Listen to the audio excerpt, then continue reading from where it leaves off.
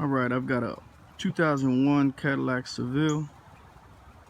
Just finished the power steering pump job on it. It's got the 4.6 North Star. Here's a power steering pump right here. And there was no videos on YouTube on how to do it, so I figured I'd take this video and upload it.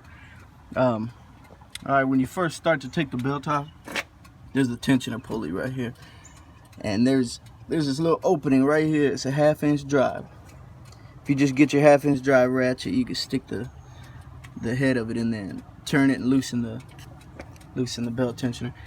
Right when you get the belt off, so that you ain't gotta feed it through all the other pulleys when you get it off, there's a little clip right here. See that clip?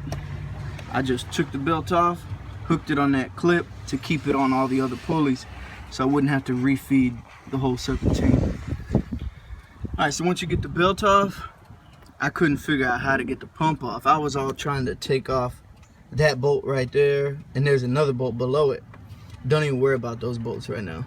The only bolt you got to take off to take the whole pump off is that bolt right there.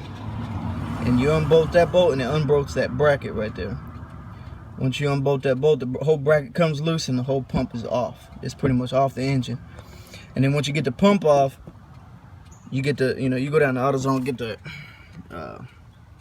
belt pulley, the pulley puller. There you go. And this groove right here, you got to use the puller that pulls on that groove. Don't use a 3-prong on the pulley, you might bend the pulley. So get the little groove. It's real easy, took me about 10 minutes. Pull it off and use that same tool to put it on your new one.